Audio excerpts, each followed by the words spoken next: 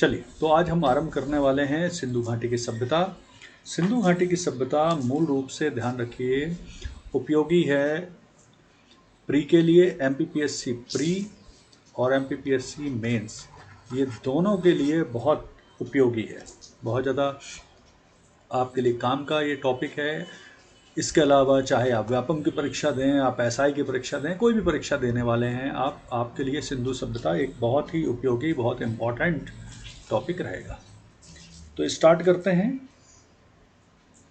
देखिए, सिंधु घाटी की सभ्यता को हड़प्पा सभ्यता, सिंधु घाटी की सभ्यता, सिंधु सभ्यता, सिंधु सरस्वती सभ्यता इत्यादि भी कहते हैं। ध्यान ये रखना है कि ये सिंधु सभ्यता जो है ये विश्व की प्राचीनतम नदी घाटी सभ्यताओं में से एक है। One of the oldest civilization है ये।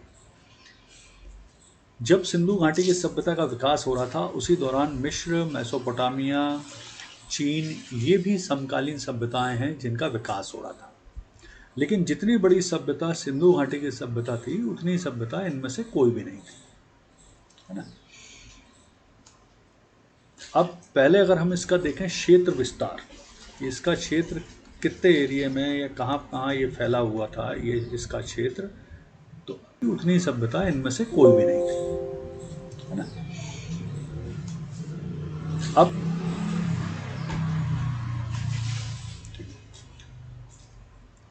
प्रमुख रूप से इसका जो क्षेत्र है वो है लगभग 12,99,660 वर्ग किलोमीटर। यह सभ्यता भारत, पाकिस्तान और अफगानिस्तान के क्षेत्र में विस्तृत है। यह सभ्यता भारत, पाकिस्तान और अफगानिस्तान के क्षेत्र में विस्तृत रही है। 12,99,960 वर्ग किलोमीटर क्षेत्र में फैली हुई है। आप थोड़ा ध्यान से इस नक्शे पर देखेंगे तो ये पाकिस्तान का क्षेत्र है, ये भारत वाला क्षेत्र है और ये अफगानिस्तान का क्षेत्र है। तो तीन प्रमुख रूप से क्षेत्र हैं। इन तीन प्रमुख देशों में ये सभ्यता फैली हुई है। ये सभ्यता जो है ये लगभग इस ट्रायंगल शेप में मानी जाती है। इस ट्रायंगल शेप में ये सभ्यता फैली हुई है, त्रिभुजाकार आकार है इस सभ्यता का, और ये तीन देशों में फैली हुई है, अफगानिस्तान, पाकिस्तान और इंडिया। अधिकांश बड़ा क्षेत्र भारत में है, फिर कुछ क्षेत्र पाकिस्तान में है और तीन प्रमुख रूप से स्थल इसके अफगानिस्तान में मिले।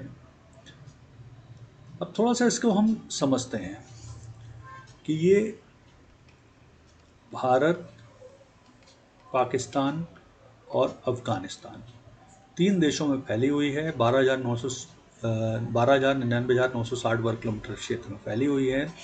और अगर हम इनके क्षेत्रों की बात करेंगे तो मध्य प्रदेश, भारत में लगभग 945, पाकिस्तान में अगर हम बात करें तो लगभग 540 के आसपास, और तीन प्रमुख स्थल इसके मिले हैं अफगानिस्तान में। तो सर्वाधिक क्षेत्र अगर आप देखेंगे तो भारत में मिले हैं, फिर उसके बाद पाकिस्तान में, और फिर इसके बाद अफगानिस्तान में तीन क्षेत्र। वर्ष 1921 से इसके उत्खनन का काम स्टार्ट हुआ था। इसका जो उत्खनन है, एक्सकवेशन है, ये 1921 से आरंभ हो गया था और आज भी निरंतर चल रहा है। आज भी निरंतर भारत में इसके उत्खनन का काम चल रहा है। पाकिस्तान में थोड़ा स्लो हो गया है आज़ादी के पश्चात, तो पिछले 10-12 वर्ष के अगर हम बात करें पाकिस्तान में तो काफ़ी कम उत्खनन हो रहा है क्योंकि फाइनेंस की काफ़ी कमी है वहाँ पर। लेकिन भारत में निरंतर उत्खनन और बढ़ गया है, नए क्षेत्र खोजे जा रहे हैं, नए क्षेत्रों में इसकी खोज निरंतर जारी है। तो प्रमुख रूप से हमने क्षेत्रफल समझ लिया। भारत, पाकिस्तान और अफगानिस्तान में इसका प्रमुख रूप से क्षेत्रफल है, ट्रायंगल शेप में है, 12,99,660 वर्ग किलोमीटर में है। टोटल अगर हम इसके स्थानों की बात करें तो लगभग इस समय 1500 से ज़्यादा स्थल, साइट्स खोजी जा चुकी हैं। एक बार नक्शे को पुनः ध्यान से देखें तो आपको आउटलाइन मिलेगी कि ये ट्रायंगल शेप में अफगानिस्तान, पाकिस्तान और भारत में ये फैला हुआ है। अब एक क्वेश्चन आता है, बेसिक क्वेश्चन आता है इसमें कि आखिर इस सभ्यता की खोज या इस सभ्यता की जानकारी कैसे हुई, कैसे पता चला। तो इसके लिए मैं आपको बताता हूँ, सबसे पहले इस सभ्यता के बारे में जो लिखने वाला व्यक्ति था वो 1826 में इस सभ्यता के बारे में सबसे पहले जो लिखने वाला व्यक्ति था उसका नाम है चार्ल्स मैसन। चार्ल्स मैसन वो पहला व्यक्ति था जिसने सबसे पहले सभ्यता के बारे में लिखा। ये पत्रकार थे और इन्होंने ये पाकिस्तान के कराची, लाहौर वगैरह क्षेत्र का दौरा किया और वहाँ पे दौरा करने के पश्चात इन्होंने सभ्यता के बारे में लिखा। और ये जानकारी इन्होंने किस में दी, तो इन्होंने दी अपनी पत्रिका नैरेटिव्स ऑफ जर्नी। इनकी एक पत्रिका थी जिसका नाम था narratives of journeys. Narrative of journeys, इस पुस्तक में इन्होंने डिटेल से इस सभ्यता के बारे में बताया। ठीक है, तो जब हम बात करेंगे कि इस सभ्यता की जानकारी सबसे पहले कैसे लगी या कहाँ से लगी, तो 1826 में एक पत्रकार हैं चार्ल्स मैसन, उन्होंने नैरेटिव्स ऑफ जर्नीज नाम की अपनी एक पत्रिका में इस सभ्यता के बारे में कि इस क्षेत्र में कोई सभ्यता हो सकती है इसके बारे में जानकारी प्रदान की। ठीक है, तो ये सबसे शुरुआती है जानकारी। फिर दूसरी जानकारी है इसके बाद बर्टन ब्रदर ने।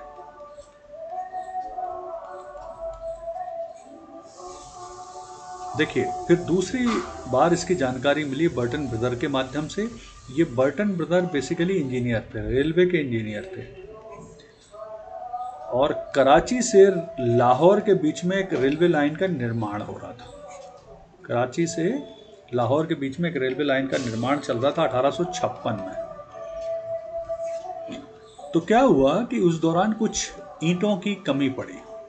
ब्रिक्स जो पटरी के नीचे वो डाली जाती है ना, ब्रिक्स वगैरह, उनकी कुछ कमी हो गई। तो कुछ समय के लिए काम चलाने के लिए बर्टन ब्रदर ने, जो ये थे बर्टन ब्रदर, जेम्स और विलियम बर्टन, इन्होंने मजदूरों से बोला कि आसपास कुछ टीले बने हुए थे, आसपास कुछ टीले बने हुए थे। तो उन्होंने मजदूरों से कहा कि आसपास के आप टीलों से ईंट खोद के ले आओ, है ना।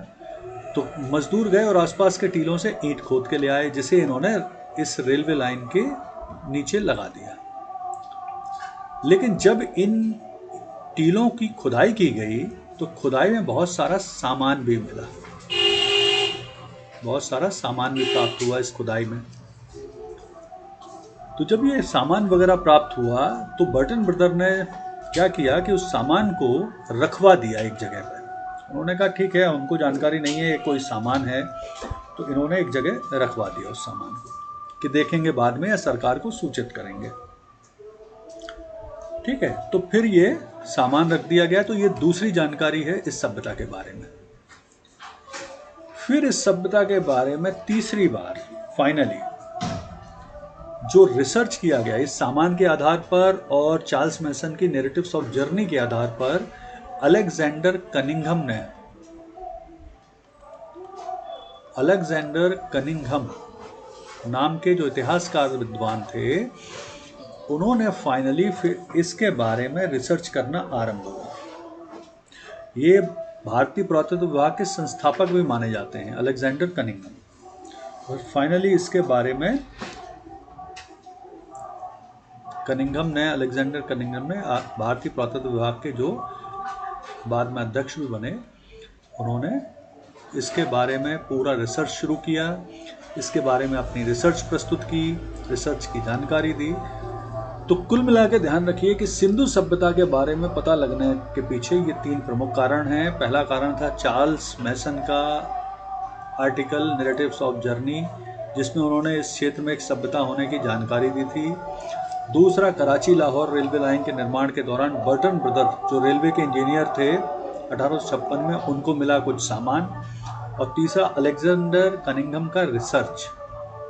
तो इन तीनों के माध्यम से ये जानकारी मिल गई थी कि यहाँ पर कोई ना कोई यहाँ पर नई सभ्यता या नई सिविलाइजेशन हो सकती है। हालांकि इन लोग की जो रिसर्च थी इसके आधार पर खुदाई तो बहुत बाद में शुरू हुई। खुदाई 1921 में फाइनली जाके शुरू हो पाई। 1905 में finally archaeological survey of India के अध्यक्ष बन के आए sir John Marshall. Sir John Marshall archaeological survey of India के अध्यक्ष बने। इन्होंने इस जानकारी पर, जो सिंधु सभ्यता है और इस सभ्यता से जुड़ी हुई जानकारी थी, उसके बारे में इंटरेस्ट लेना शुरू किया और फिर उन्होंने एक टीम बनाई। टीम बनाने के बाद उन्होंने इसकी खुदाई के बारे में निर्णय लिया। तो देखिए, ध्यान ये रखना है हमें कि ये अपनी सभी समकालीन जो सभ्यताएं थीं, जिसमें प्रमुख रूप से मेसोपोटामिया की सुमेरियन सभ्यता, मेसोपोटामियन की सभ्यता, चीन की सभ्यता, उसमें सबसे प्राचीन थी, सबसे विस्तृत थी और सबसे ज़्यादा ये नगरीय सभ्यता के रूप में प्रकाशमान है। चलिए अब आगे बढ़ते हैं। अब देखते हैं इसका विकास। तो खोज तो मैंने आपको बता ही दिया कि खोज इस तरह से हुई और फाइनली फिर 1921 में इसकी खोज आरंभ हुई। तो सिंधु सभ्यता, जो इंडस वैली सिविलाइजेशन है, इसकी खोज 1921 में आरंभ हुई। अच्छा, अब इससे जुड़े हुए कुछ क्वेश्चन मैं आपको बताता हूं जो आमतौर पर आते हैं। आगे हम बढ़ने से पहले हम इसकी बॉर्डर्स देख लेते हैं, सीमाएं देख लेते हैं। तो ये क्वेश्चन आपको काफ़ी पूछा जाएगा कि इसकी उत्तर, दक्षिण, पूर्व, पश्चिम सीमाएं कौन कौन सी हैं और वहाँ पे कौन कौन से जो इसके स्थल हैं वो स्थित हैं। तो सबसे पहले हम अगर उत्तर में बात करेंगे कि सिंधु सभ्यता की उत्तरी सीमा, नॉर्दर्न बॉर्डर कौन सी है, तो वो है जम्मू कश्मीर में स्थित मांडा नाम का स्थान, जो चिनाब नदी किनारे है। दक्षिण में इसकी जो दिशा है, दक्षिण दिशा में जो स्थल स्थित है वो है दाइमाबाद। ये महाराष्ट्र में है, गोदावरी नदी किनारे।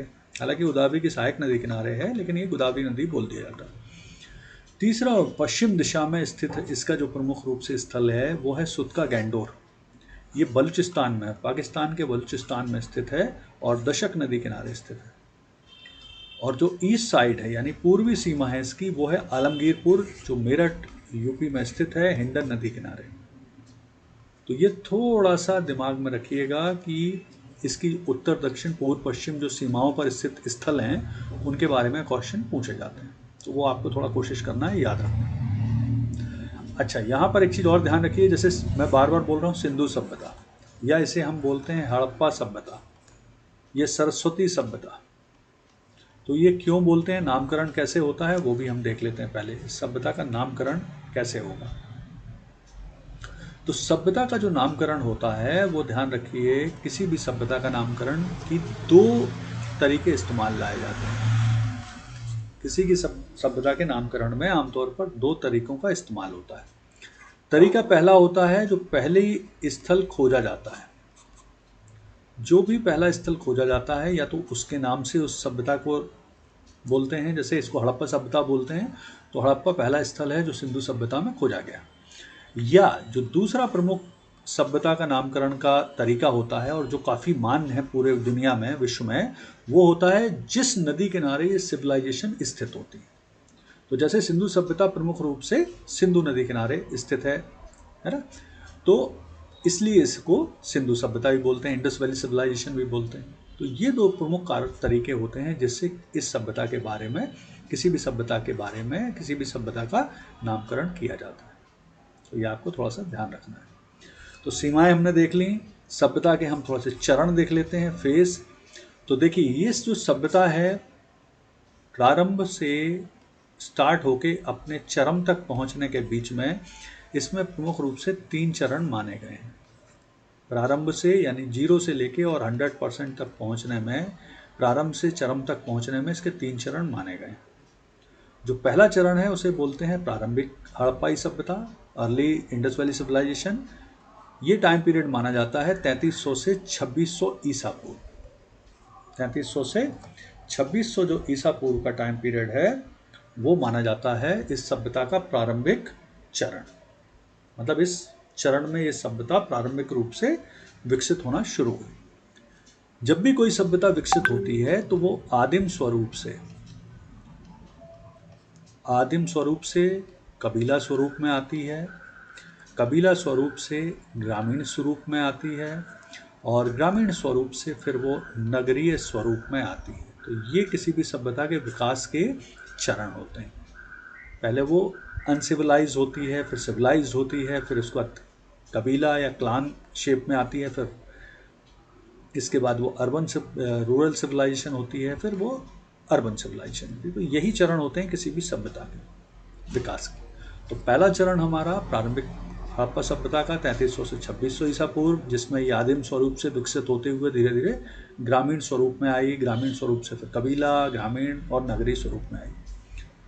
फिर परिपक्व हड़प्पा सभ्यता 2600 से 1900।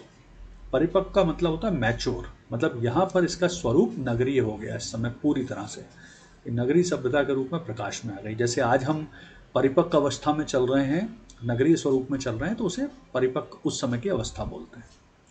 तीसरा है पोस्ट हड़प्पन सिविलाइजेशन, परिपक्व हड़प्पा सभ्यता।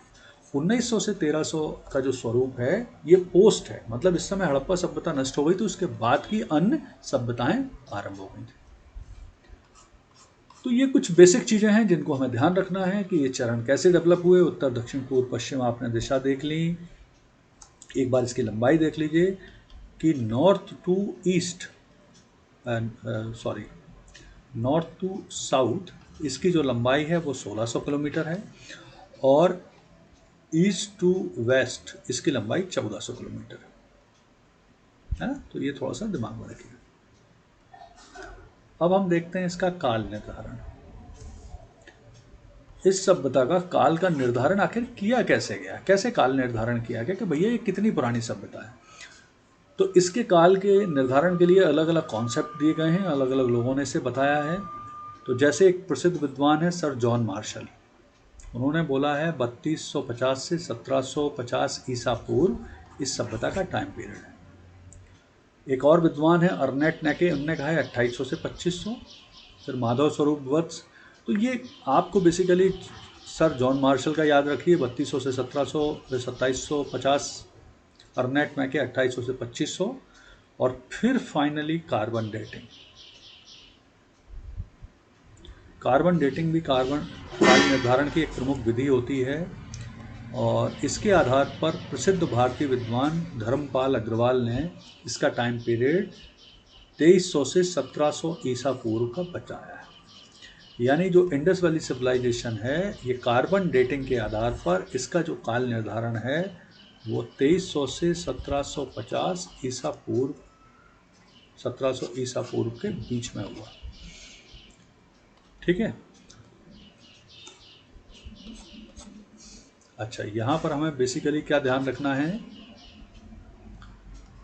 कि ये एक मान्य तरीका होता है, क्योंकि तिथि निर्धारण वस्तुओं का जो कार्बन डेटिंग की जाती है वो बिल्कुल मान्य तरीका होता है, साइंटिफिक तरीका होता है।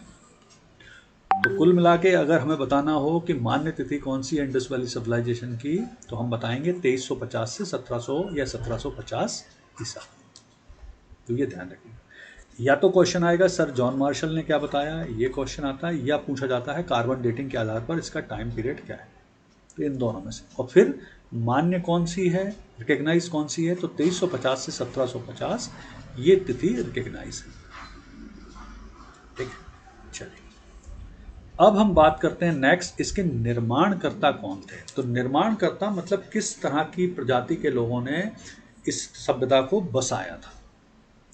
तो ध्यान से इसे देखिए, ये एक इम्पॉर्टेंट चीज़ है जो आपके लिए समझना बहुत आवश्यक है। तो इस सभ्यता को बसाने वाले लोगों में भूमध्य सागरीय, द्रविड़, अल्पाइन, मंगोलाइड इस प्रजाति के लोगों को बताया गया है। अब प्रजाति का क्या अर्थ होता है पहले हम समझ लें। प्रजाति अर्थात नस्ल, अर्थात रेस। देखिए क्वेश्चन ये पूछा जा रहा है कि किस तरह की प्रजाति का अर्थ होता है एक विशेष तरह की शारीरिक संरचना। एक विशेष तरह की शारीरिक संरचना वाले लोग एक प्रजाति के अंतर्गत आते हैं। तो इस सभ्यता को बसाने वाली प्रजाति कौन सी थी, यानी किस तरह की शारीरिक संरचना वाले लोगों ने इसे बसाया। अब इसे थोड़ा सा और विस्तार से हम समझ लें तो और हम क्लियरिटी मिल जाएगी कि किस तरह की विशेष शारीरिक संरचना वाले लोगों ने इसे बसाया है। यहाँ पे ध्यान रखिए, हम बात धर्म या जाति की नहीं कर रहे हैं, हम विशेष तरह की शारीरिक संरचना यानी इथनिसिटी की बात कर रहे हैं। तो इस सभ्यता को बसाने वाला जो प्रमुख लोग थे, प्रमुख शारीरिक संरचना वाले लोग थे, वो थे भूमध्य सागरीय मेडिटेरियन लोग। यानी इस सभ्यता को बसाने वाले लोगों में मेडिटेरियन लोग थे। अब पहले हम प्रजातीय सभ्यता को एक और अच्छे बेहतर ढंग से समझ लें। जैसे भारत में प्रमुख रूप से किस प्रजाति के लोग रहते हैं? तो भारत में रहते हैं आर्य, द्रविड़, मंगोलाइट, प्रोटो ऑस्ट्रेलाइट। ठीक है, भारत में प्रमुख रूप से इन प्रजातियों के यानी इस तरह की शारीरिक संरचना वाले लोग रहते हैं। जैसे प्रमुख रूप से नॉर्थ इंडिया है, उत्तर भारत में अधिकांश जो लोग रहते हैं वो सब आर्य हैं। अब आर्य हैं, इसमें हिंदू भी हो सकते हैं, मुस्लिम भी हो सकते हैं, सिख भी हो सकते हैं, क्रिश्चियन भी हो सकते हैं, कोई भी हो सकता है, क्योंकि ये शारीरिक संरचना की बात हो रही है। हमारे जो पूर्वज हैं वो आर्य प्रजाति से थे, हम भी आर्य हैं, मतलब उत्तर भारत के अधिकांश लोग आर्य हैं। दक्षिण भारत के अधिकांश लोग द्रविड़ हैं। अच्छा, अब इनमें अंतर कैसे समझेंगे? तो उत्तर भारत का कोई भी व्यक्ति आप देखिए, जैसे उदाहरण के लिए गेहुआ रंग, काली आंखें, काले बाल, शरीर पर बाल की उपस्थिति, तीखे नाक नक्शे, ये सब लोग हो जाएंगे आर्य लोग। अब हम बात करें द्रविड़ की, तो द्रविड़ यानी दक्षिण भारत के जो परंपरागत रूप से लोग हैं, थोड़ा सा काला रंग है ना, काला रंग या गेहुआ रंग, गठा हुआ शरीर, कम हाइट, शरीर पर बालों की उपस्थिति, बालों में घुमाव, ये अधिकांश द्रविड़ लोगों की पहचान हो गई। फिर मंगोलाइट, तो मंगोलाइट मतलब आप कोई भी हमारा नॉर्थ ईस्ट का व्यक्ति है, जिसे हम चीनी बोल देते हैं, नेपाली बोल देते हैं, उस तरह का कोई भी व्यक्ति आप दिमाग में लाइए। छोटी आंखें, गठा हुआ शरीर, सफ़ेद रंग, शरीर पर बालों की कम उपस्थिति, कम ऊंचाई, ये सब मंगोलाइट हो गए। प्रोटो ऑस्ट्रेलाइट, तो भारत की अधिकांश जो ट्राइबल हैं, जो जनजातियां हैं, वो प्रोटो ऑस्ट्रेलाइट के अंतर्गत आती हैं, है ना। प्रोटो ऑस्ट्रेलाइट के अंतर्गत आ जाएंगी अधिकांश जो जातियां हैं हमारी। कैसे प्रोटो ऑस्ट्रेलाइट? तो आप कोई भी जनजाति को दिमाग में लाइए तो वो सभी प्रोटो ऑस्ट्रेलाइट के अंतर्गत ही आएंगे। तो वो हमें ध्यान रखना है बेसिकली, है ना।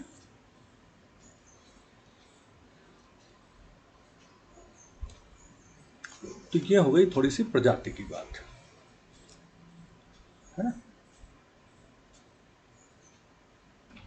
ओके, अब हम देखते हैं इस सभ्यता की लिपि। तो इस मतलब अगर हम सीधी बात करेंगे तो इस सभ्यता को बसाने वाले प्रमुख रूप से लोगों में मेडिटेरियन थे, यानी भूमध्य सागरीय व्यक्ति थे। अब हम बात करते हैं सभ्यता की लिपि की, स्क्रिप्ट की। तो देखिए, सिंधु सभ्यता की जो लिपि थी, स्क्रिप्ट थी, वो प्रमुख रूप से कैसी थी? तो सिंधु सभ्यता की जो लिपि थी वो छोटे छोटे संकेत यानी साइन, है ना, साइन थे इसमें बताए गए हैं। ये आप नीचे ध्यान से देखिए, आप इसे ध्यान से देखिए, इसमें देखिए कुछ चिन्ह बने हुए हैं, इस तरह से चिन्ह बने हुए हैं। इसमें मिसाइल टाइप की बनी है, सर्किल भी बना हुआ है, क्रॉस भी बना हुआ है, पाई भी बना हुआ है, सब तरह के चिन्हों से। तो ये चिन्हात्मक लिपि है जिसमें संकेतों के माध्यम से अपनी बात कही जा रही है। तो ये भी एक बड़ी यूनिक है। और ध्यान रखिए, इस सभ्यता की लिपि को अभी तक नहीं पढ़ा जा सका है, ये इकलौती लिपि बची है जिसे नहीं पढ़ा जा सका है अभी तक। और ये जो लिपि है इसमें मूल रूप से 64 अल्फ़ाबेट यानी मूल अक्षर माने गए हैं, और इन अक्षर से बना के लगभग 205-400 अक्षर बनाए गए। मूल अल्फ़ाबेट इसके कितने हैं? 64 हैं। जैसे इंग्लिश में 26 होते हैं, है ना, हिंदी में 52 होते हैं, इस तरह से इसके 64 अल्फ़ाबेट हैं। और इस लिपि का जो नाम है उसे इंग्लिश में कहते हैं ब्रास्टोफेडन, है ना। हिंदी में से कहा जाता है गौमूत्र या सर्पलिपि, इंग्लिश में से कहते हैं ब्रास्टोफेडन। और ये जो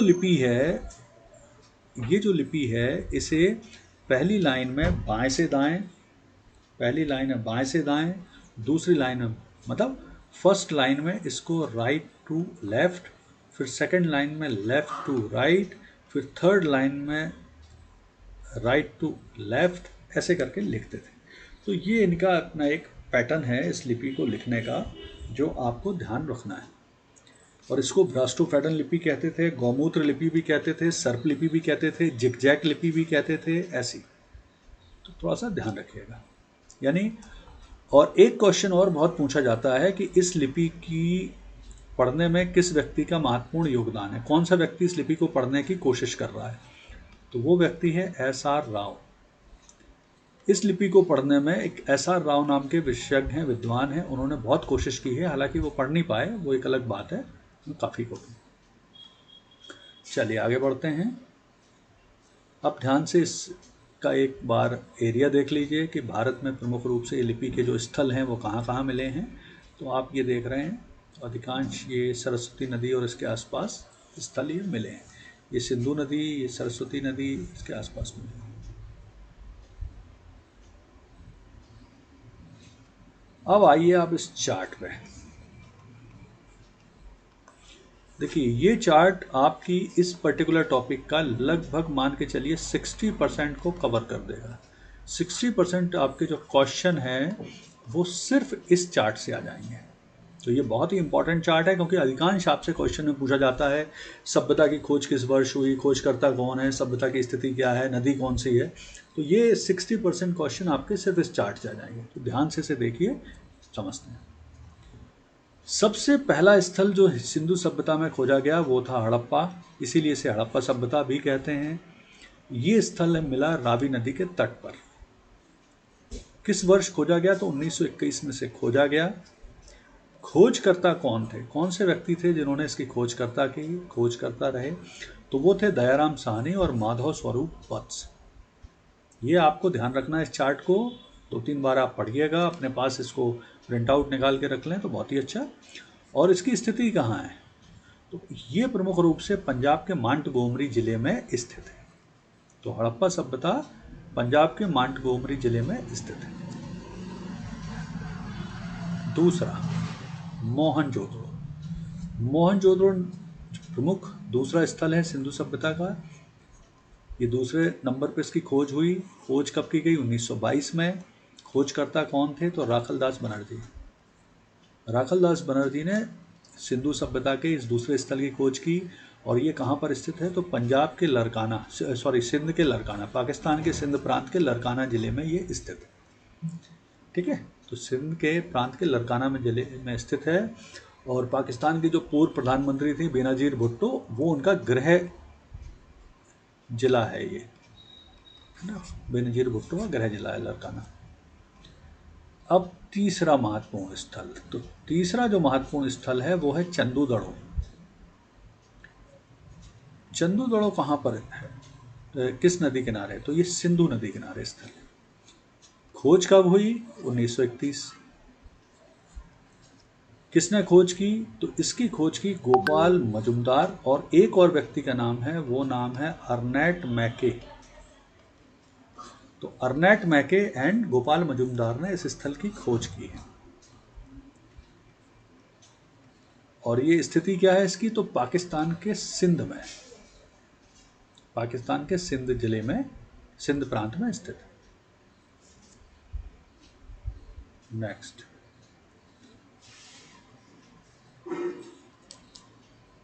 नेक्स्ट, स्थल है कालीबंगा। कालीबंगा किस नदी किनारे है? तो घग्गर। घग्गर का अर्थ होता है सरस्वती। ये सरस्वती का ही नाम है घग्गर। जहां जहां घग्गर नदी आएगी वो सरस्वती। कब खोज की? तो 1953। और इसकी खोज किसने की? तो बीबी लाल और बीके थापर, ये दो प्रमुख विद्वान हैं। बीबी लाल। तो कालीबंगा, कालीबंगा का अर्थ होता है काली चूड़ियाँ, घग्गर। और ये कहाँ पर स्थित है? तो राजस्थान के हनुमानगढ़ जिले में स्थित है। बहुत सारी बुक्स में आपको श्री गंगानगर मिलेगा, तो कंफ्यूज मत होइएगा, वो पहले श्री गंगानगर से निकल के अब ये हनुमानगढ़ जिला बना दिया गया है। नेक्स्ट, कोट दीजी। तो कोट दीजी स्थित है सिंधु नदी किनारे, जो कि 1953 में इसकी खोज हुई है, उत्खनन किया गया है। किसने किया है? फजल अहमद ने। कोट दीजी की खोज फजल अहमद ने की, मतलब उत्खनन फजल अहमद ने की। सिंधु नदी किनारे स्थित है। और कहाँ पर है? तो सिंध प्रांत के खैरपुर जिले में स्थित है, पाकिस्तान के। ठीक है। फिर नेक्स्ट रंगपुर। रंगपुर कहाँ है? तो ये मदार नदी किनारे है। कब खोज हुई? 53-54 में खोज हुई। खोजकर्ता कौन है? तो रंगनाथ राव है। रंगनाथ राव ने इसकी खोज की, मदार की मदार नदी किनारे स्थित रंगपुर की, और गुजरात के काठियावाड़ क्षेत्र में स्थित है। गुजरात के काठियावाड़, ये भारत की बात हो रही है। फिर नेक्स्ट स्थल रोपड़। रोपड़ किस नदी किनारे स्थित है? सतलज। कब खोज हुई? 1953 से 56 के बीच में इसकी खोज हुई। खोजकर्ता कौन है? तो यज्ञदत्त शर्मा बेसिकली इसके खोजकर्ता हैं। इसकी खोज करने वाले यज्ञदत्त शर्मा हैं, इन्होंने खोज की इसकी। और कहाँ पर स्थित है? तो ये स्थित है पंजाब के रोपड़ जिले में। पंजाब के रोपड़ जिले में ये स्थित है। भारत वाले। 8वां इंपॉर्टेंट स्थल लोथल। लोथल किस नदी किनारे है? तो भोगवा नदी किनारे स्थित है। और खोज कब हुई? तो 1955 से 62 के बीच में हुई।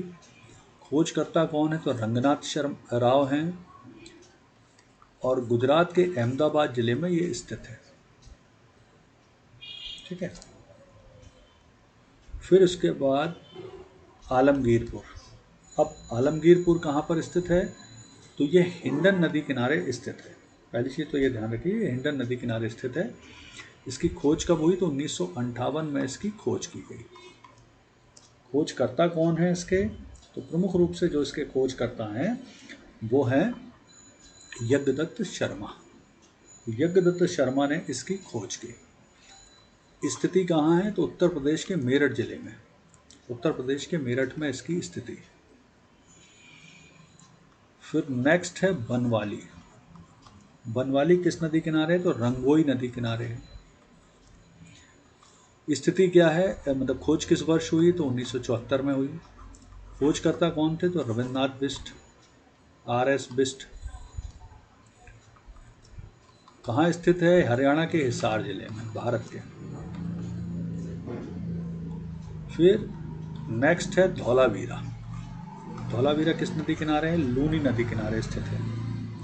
खोज 1990-91 में। खोजकर्ता जगपति जोशी और रविन्द्रनाथ बिष्ट। स्थिति गुजरात के कच्छ जिले में।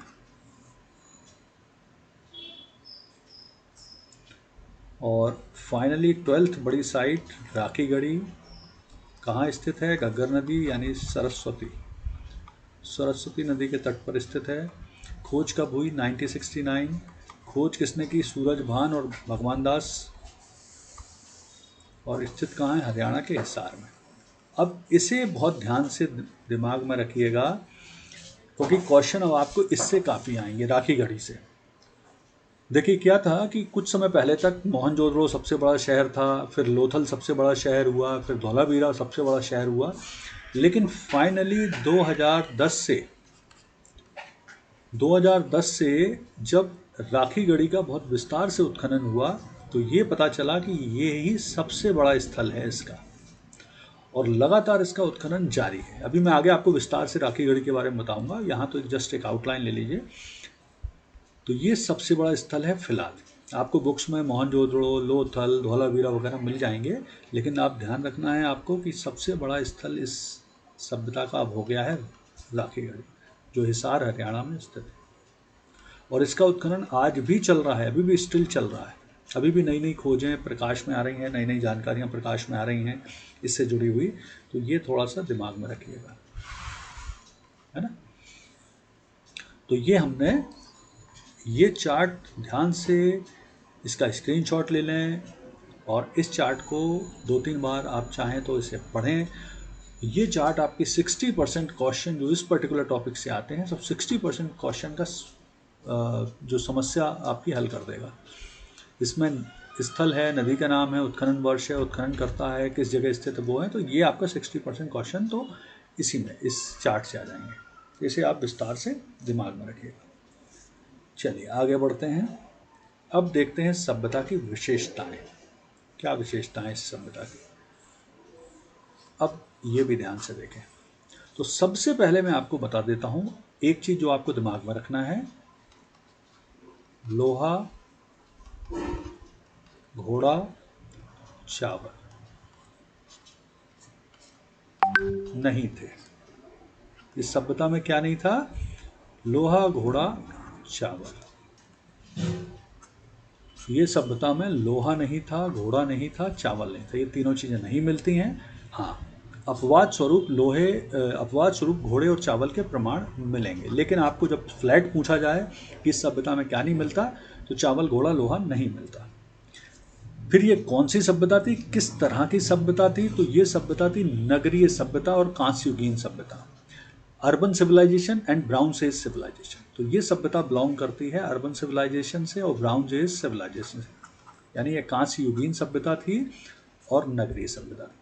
तो पहले इस सभ्यता के बारे में दिमाग में अच्छी तरह से ये बिठा लीजिए कि ये सभ्यता मूल रूप से किस तरह की सभ्यता है।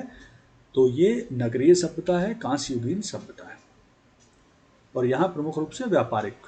नगरीय सभ्यता है तो व्यापार होगा। अच्छा, अब देखते हैं अन्य विशेषताएं। तो सबसे पहली विशेषता है इसकी, खास है सिटी प्लानिंग, यानी नगरीय योजना।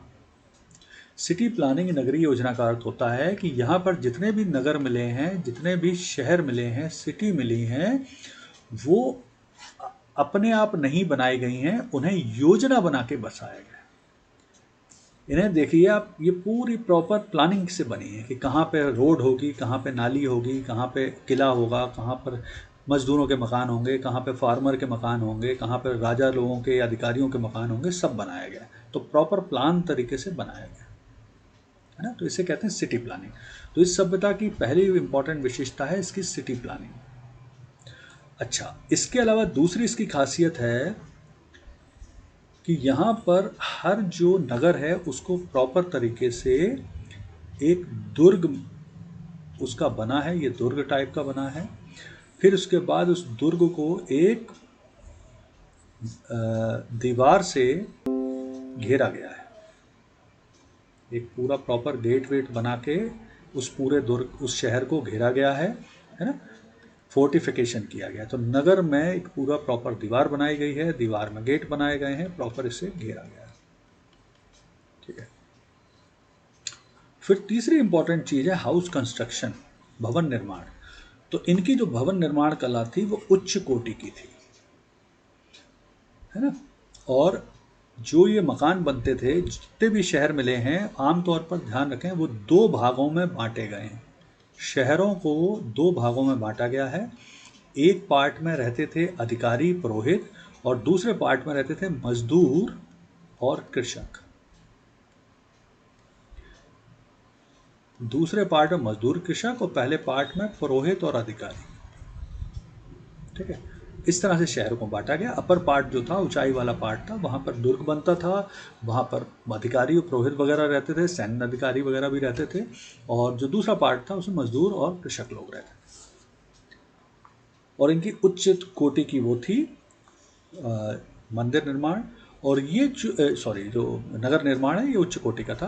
भवन निर्माण भी उच्च कोटि के थे, और इसमें भवन निर्माण में ये पकी हुई ईंटों का इस्तेमाल करते थे। देखिए, आज की तरह की ये आधुनिक पकी हुई ईंटें हैं, आप देख रहे हैं। इसमें ईंटों को मतलब मट्टी से ईंट को बनाया जाता, फिर उसे आग में पकाया जाता था। तो ये ज्ञान उनको उस समय था, जिससे क्या मजबूत बनता है। तो पकी हुई ईंटों का इस्तेमाल किया इन लोगों ने इस सभ्यता में। ठीक है। पकी हुई ईंटों का, बेक्ड ब्रिक्स का इस्तेमाल किया है। इससे वो मजबूत बने, स्थायी बने, और पानी वगैरह नहीं आता था। और जो इनकी निर्माण कला थी उसका जो सार था, निर्माण कला जो इनके शहर की या नगरों की या मकानों की जो निर्माण कला थी, वो पूरी तरह से यूटिलिटी पे बेस्ड थी, उपयोगितावादी थी। इसे कहते हैं हिंदी में उपयोगितावादी, उपयोगितावादी निर्माण कला, है ना। तो उपयोगितावादी का अर्थ क्या होता है वो भी मैं समझा देता हूँ। जैसे आजकल आप घर देखते हो तो बहुत ज़्यादा फैंसी घर बनते हैं, उसमें इंटीरियर डेकोरेशन होता है, लोग बहुत ज़्यादा सजावटी चीज़ें लगाते हैं, तो इसे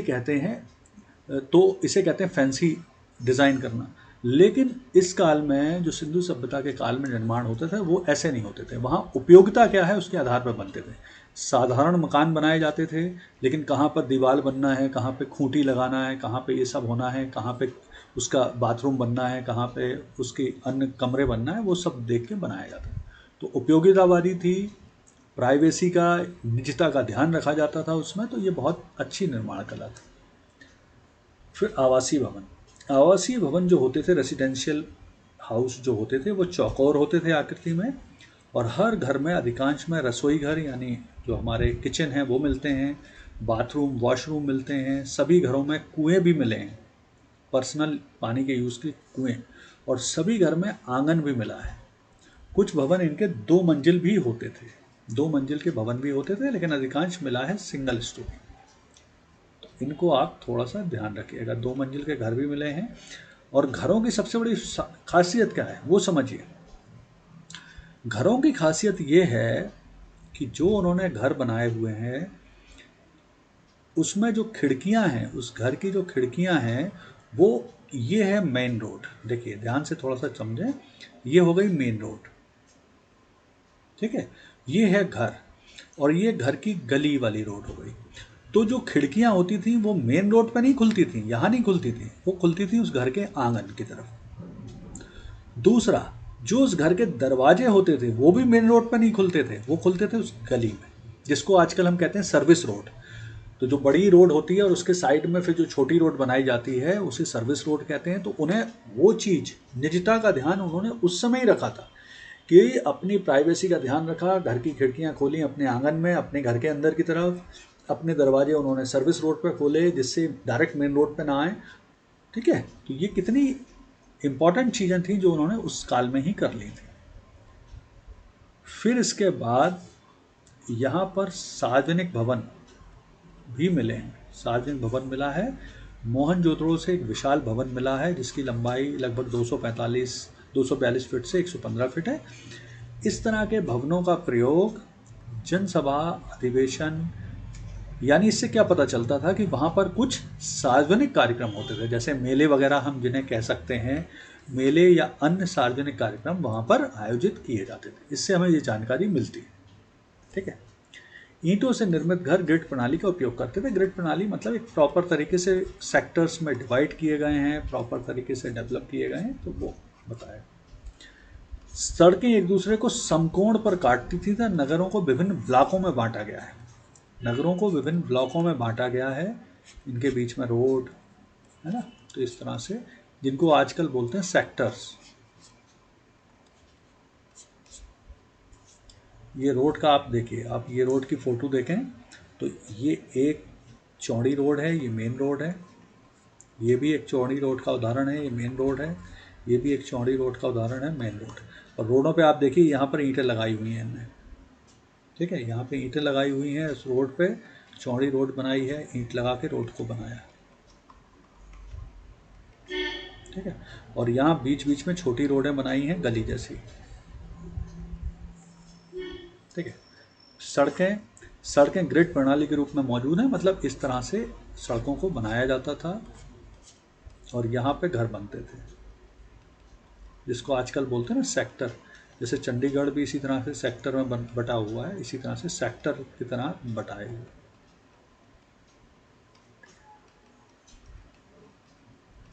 ठीक है, इस तरह से बनाया। सभी सड़कें 10 मीटर से अधिक चौड़ी होती थी और पूर्व से पश्चिम, उत्तर से दक्षिण को काटती थी, इस तरह से बनाई जाती थी समकोण पर। छोटी छोटी सड़कें गलियों में, ये छोटी सड़कें बनती थी, मेन रोड ये होती थी, गली की रोड, सर्विस रोड अलग होती थी। और डस्टबिन भी रखे हुए थे, गली के कोनों पर डस्टबिन भी रखे हुए थे। और सड़कों के दोनों ओर गहरी नालियां बनी हुई थी। तो ये आप जो देख रहे हो ये नालियां बनी हुई हैं, सड़कों के दोनों तरफ इन्होंने नालियां बनाई हुई हैं। यानी ये पूरी तरह से नगरीय सभ्यता थी, विकसित नगरीय सभ्यता थी, बहुत ज़्यादा डेवलप भी थी ये। जैसे आप अगर इसको कलर्ड कर दें हम थोड़ा सा, तो आपको लगेगा आजकल का ही कोई शहर है। आगे देखिए, फिर ड्रेनेज सिस्टम, जल निकास प्रणाली। तो सिंधु सभ्यता की एक और विशेषता है इसके ड्रेनेज सिस्टम यानी जल निकास प्रणाली। बहुत ही अच्छे ढंग से इन्होंने जल निकास के लिए नालियों की व्यवस्था की थी। नालियों को बनाया था, नालों को बनाया था, यानी प्रॉपर तरीके से ड्रेनेज सिस्टम का ध्यान रखा था और साथ में इसके बहाव को ध्यान रखा था। बहाव, देखिए बहाव का अर्थ क्या होता है, हर क्षेत्र की ज्योग्राफी में एक टोपोलॉजी होती है। टोपोलॉजी मतलब आकृति विज्ञान होती है। तो आकृति विज्ञान का अर्थ होता है कि आपको ध्यान रखना पड़ता है कि उस क्षेत्र का नेचुरल जो बहाव है पानी का, मतलब ढलान उस क्षेत्र की किस तरफ को है। ऐसा नहीं कि ढलान इस डायरेक्शन में है और आपने नाली इस डायरेक्शन में बना दी तो वो पानी फंस जाएगा, बहेगा ही नहीं नेचुरल। तो आपको नाली भी इसी डायरेक्शन में बनाना पड़ेगी जिस तरफ उसका बहाव है। ठीक है, तो इन्होंने नालियों को घरों से निकाल के छोटी नालियां बनाई घरों से निकालने के लिए जल को, फिर उन नालियों को लाए बड़े नालों में, मतलब बड़े ड्रेनेज सिस्टम में। फिर बड़े ड्रेनेज सिस्टम यानी बड़े नाले। अब आप देख रहे हैं ना, ये छोटी नालियां हैं, ये घरों से ला रही हैं पानी को निकाल के, ये देख रहे हैं। फिर ये नालियां आ रही हैं बड़े नालों में। ठीक है, ये छोटी नालियां हैं, ये घरों से ला रही हैं पानी को, फिर ये उस पानी को ये बड़े नाले में ला रहे हैं और ये नाला नेचुरल फ्लो में बना हुआ है। इसका पानी नेचुरल तरीके से पानी को बाहर ले जाएगा शहर से इस फ्लो के माध्यम से, है ना। ये ध्यान रखिए। हर घर में स्वयं का स्नानाघर था, आंगन होता था। ठीक है, जो नालियाँ थीं वो ढकी हुई नालियाँ बनी थीं। तो इस मेन होल की व्यवस्था थी, मतलब ढके हुए जो नालियाँ थीं वो ढकी हुई थी। गंदे जल की निकासी की प्रॉपर व्यवस्था थी, शहर में नालियाँ बनी हुई थी पूरा प्रॉपर तरीके से। और ये जो नालियों की उत्तम व्यवस्था है वो प्राचीन विश्व के किसी अन्य शहर में देखने को नहीं मिलती। तो ये भी एक बहुत बड़ी विशेषता, बहुत बड़ी खासियत है किसकी, इसकी सिंधु सभ्यता की। चलिए आगे बढ़ते हैं। चलिए फिर नेक्स्ट और एक इम्पॉर्टेंट चीज़ है जो यहाँ से मिली है, वो मिला है स्नानागार, जिसे कहते हैं ग्रेट बाथ। मोहनजोदड़ो से, इस सभ्यता के एक स्थल मोहनजोदड़ो से एक विशाल स्नानागार प्राप्त हुआ है ना। ये स्नानागार है, ग्रेट बाथ है, मोहनजोदड़ो से मिला है। ये देखें, इससे क्या पता चलता, देखिए इसमें उतरने के लिए सीढ़ियां बनी हुई हैं। तो इससे क्या पता चलता है, इससे पता चलता है कोई सार्वजनिक धार्मिक टाइप का उत्सव हुआ करता होगा।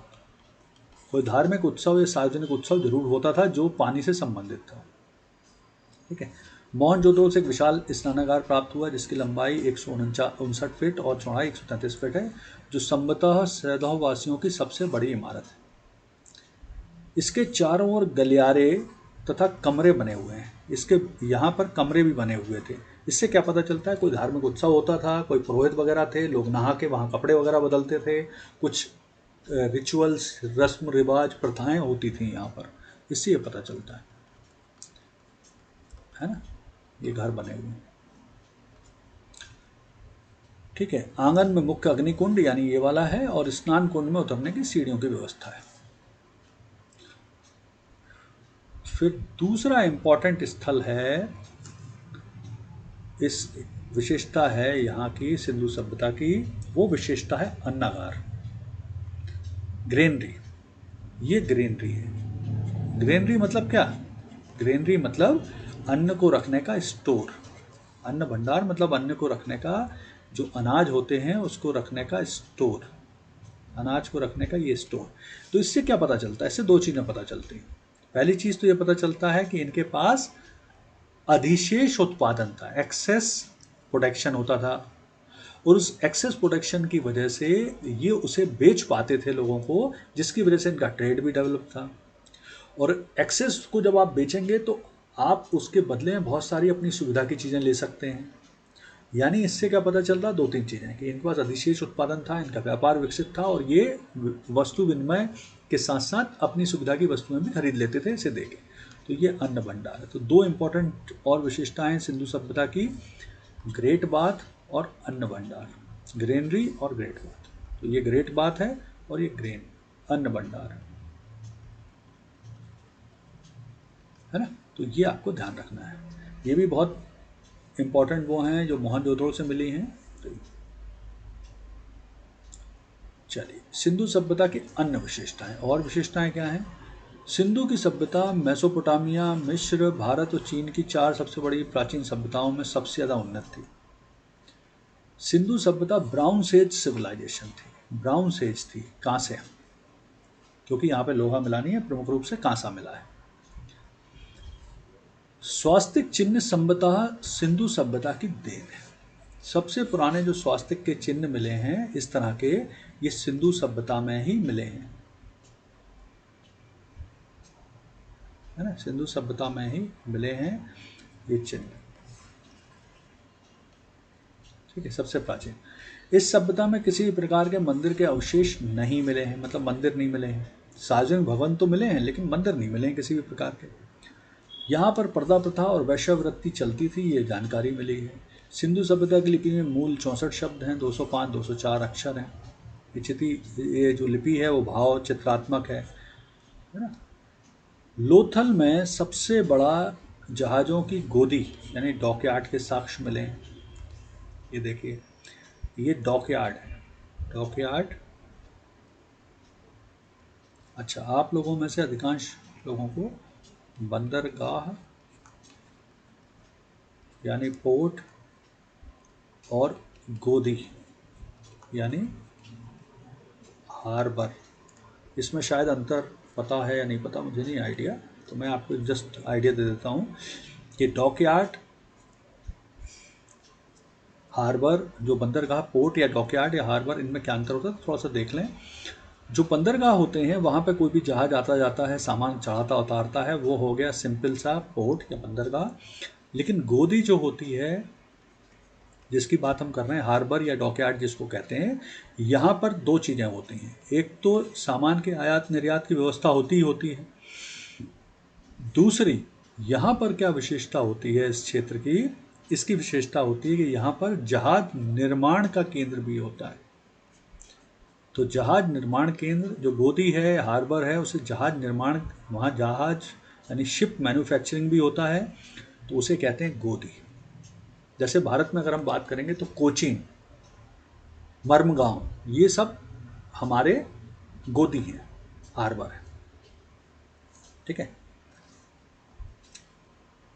चलिए, तो फिर यहाँ पर ध्यान रखिए, यहाँ पर लोहा, घोड़ा और चावल के प्रमाण नहीं मिले हैं। अपवाद स्वरूप घोड़े के प्रमाण मिले हैं सुरकोतड़ा में, घोड़े की अस्थियां मिली, लेकिन ये अपवाद है, ध्यान रखिए। अपवाद का अर्थ होता है अगर 10 जगह हैं और एक जगह कोई चीज़ मिल रही है, 9 जगह नहीं मिल रही है, तो हम कहेंगे अपवाद स्वरूप उस एक जगह कोई चीज़ मिली है। तो अपवाद को नहीं गिनते हैं। अगर आपसे फ्लैट पूछा जाएगा तो आपको सिंपल लिखना है घोड़ा, लोहा और चावल नहीं मिले हैं सिंधु सभ्यता में।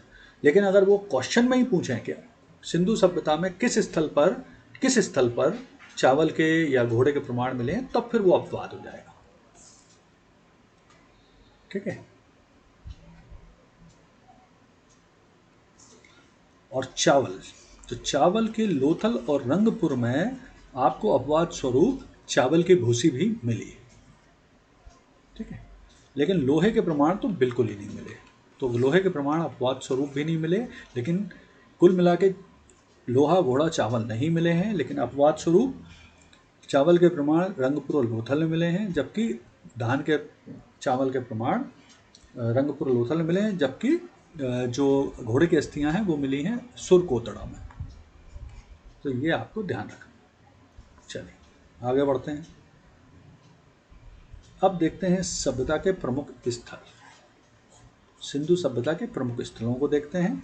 तो जो सबसे पहला स्थल है, सबसे इंपॉर्टेंट स्थल है, वो है हमारा मोहनजोदड़ो। शुरू में हमने देख ही लिया खोज किसने करी, किस नदी किनारे है और किस वर्ष खोज हुई, तो वो हम अब सीधे इसकी विशेषताओं पे आते हैं,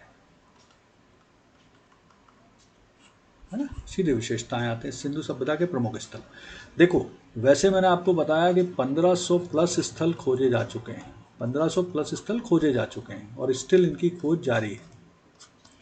तो 1500 स्थल हमें नहीं पढ़ना, हमारे काम के हैं ज़्यादा से ज़्यादा 10-12 स्थल जिनसे क्वेश्चन आते हैं, और उसमें से भी 7 स्थल ऐसे हैं जिनमें से रेगुलर क्वेश्चन आते हैं, तो हमें उन्हीं को देखना है।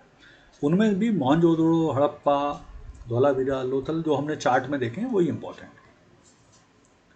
चलिए, तो मोहनजोदड़ो का और नाम क्या है? तो इसको मृतकों का टीला, रेगिस्तान का बगीचा, स्तूपों का शहर के नामों से भी बुला। देखिए, इस शहर का वैसे वास्तविक रूप से जो नाम लिखते हैं वो लिखते हैं मोहनजोदाड़ो।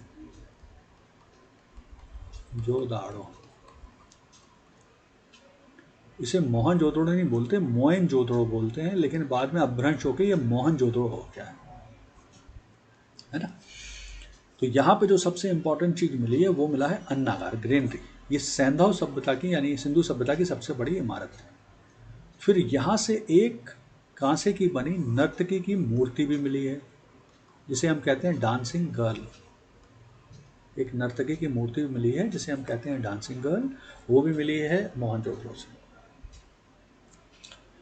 फिर मोहनजोदड़ो से प्राप्त किसी भी बर्तन पर कुछ भी लिपि वगैरह नहीं मिली है। फिर मोहनजोदड़ो के उत्खनन में 7 परतें मिली हैं। परतें, परतें मतलब लेयर। किस चीज की? रेत की।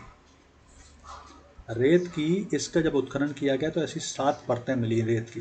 तो इससे क्या पता चला कि इस शहर में बार बार बाढ़ आती थी, है ना। तो इससे पता चला कि ये शहर में बार बार बाढ़ आती थी, ये शहर नष्ट हो जाता था, फिर बसा लिया जाता था, ये सब मिला।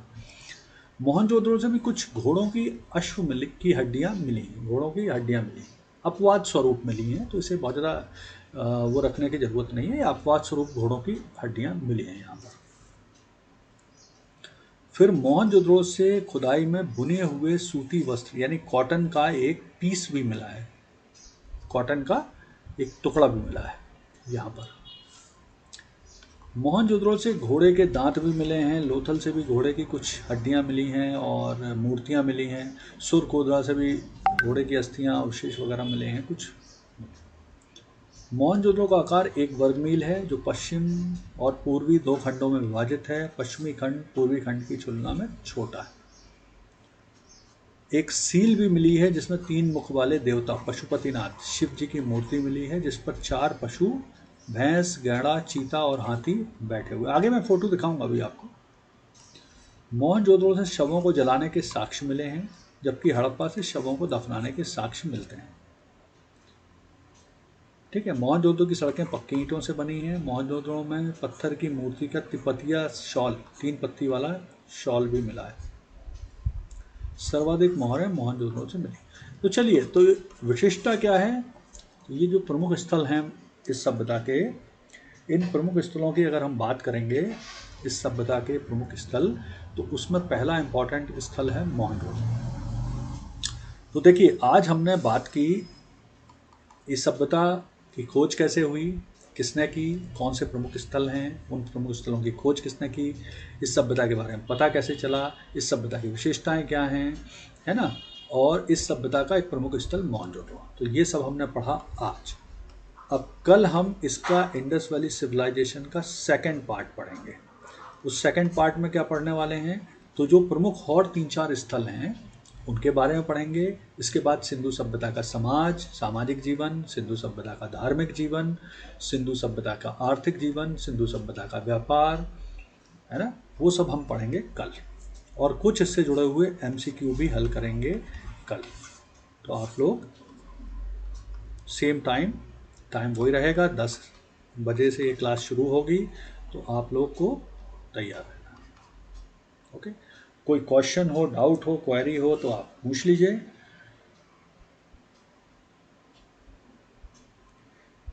कॉमेडी मशीन, क्या IAS बन सकता हूँ? क्यों नहीं बन सकते यार, क्यों नहीं बन सकते? बिल्कुल बन सकते हैं।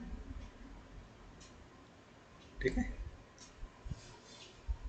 चलिए, तो कल हम मिलते हैं। कल आइए 10 बजे, सिंधु सभ्यता का दूसरा पार्ट करेंगे। धन्यवाद।